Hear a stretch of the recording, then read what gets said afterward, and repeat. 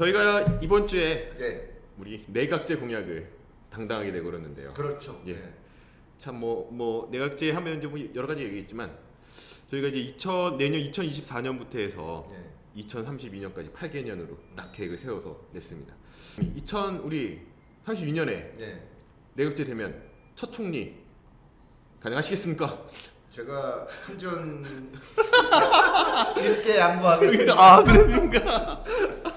예, 우리 흔히 대권 주자가 없어서 안 뜬다는데 저희 이걸로 한번 가는 거 어때요? 이걸로 우리? 한번 경쟁을 선의의 경쟁을. 대권 주자가 없어서 그렇다면 우리 내각제 첫 집권 총리다.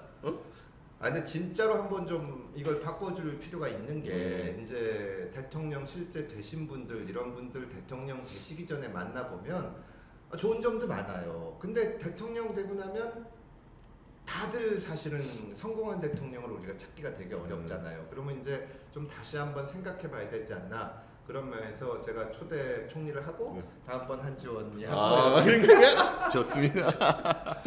예, 어쨌든 새로운 선택은 내각제의 첫 집권 세력을 하기로 해서 뭐 그런 대통령 뭐 이런 거 필요 없고 내각제 첫 총리 이렇게 하기로 했습니다.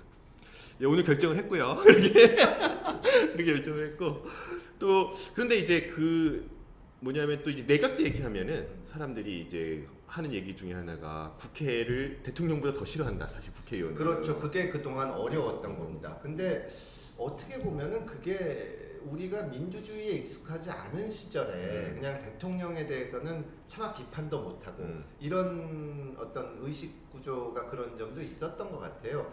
근데 이제 사실 보면 세계적으로 대통령제를 하는 선진국은 거의 미국밖에 없거든요. 근데 미국은 어떻게 보면 우리랑 완전 다르게 연방제 국가이기 때문에 그것이 보완되는 점은 있는데 우리는 정말로 특이하게 대통령한테 권한이 집중된 제도를 하고 있는데 사실 역대 대통령 중에 성공한 대통령이라고 꼽을 만한 분이 거의 없죠. 최근만 보더라도 이제 불행하게 끝나신 분들도 많고 근데 그분들이 대통령 되시기 전에 제가 이렇게 보고 한 걸 봤을 때 저 정도로 이상한 사람은 아니었는데 그러니까 제도가 참 이제는 한계에 도달한 것이 아닌가 하는 생각이 듭니다.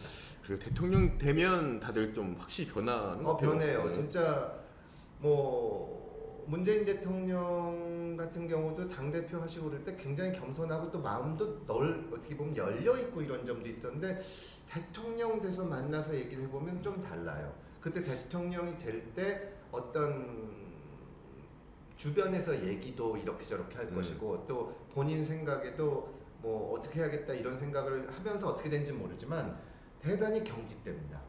그러니까 대통령이 되시기 전에는 이러저러하게 좀 뭐랄까 마음도 열려 있고 그러다가 대통령이 되면은 그 5년 동안 뭔가를 해야 된다는 어떤 강박관념 같은 것도 보이고 그 다음에 나를 지지해 준 사람들을 위해서 뭘 해야 된다. 사실은 대통령이라는 건 국민 전체 그건데 그리고 일단 대통령이 되면 주변에서 그 사람 말에 토를 다는 사람이 전혀 없어집니다. 그러다 보니까 아주 문제가 생겨도 이상하게 가는 거예요.